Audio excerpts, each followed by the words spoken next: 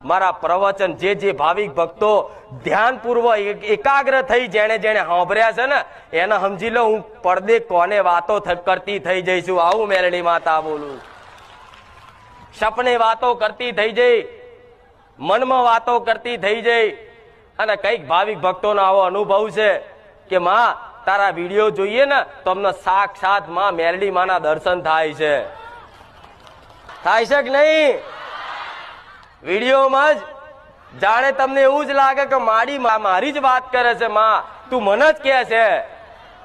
જો તમને એવું અંતર આત્માથી લાગતું હોય ને કે આ વિડીયોના માધ્યમથી પ્રવચનમાં માડી આ મારા પ્રશ્નનો જવાબ આપે છે તો સમજી લો તમને જ ઓગરી કરીને કહું છું.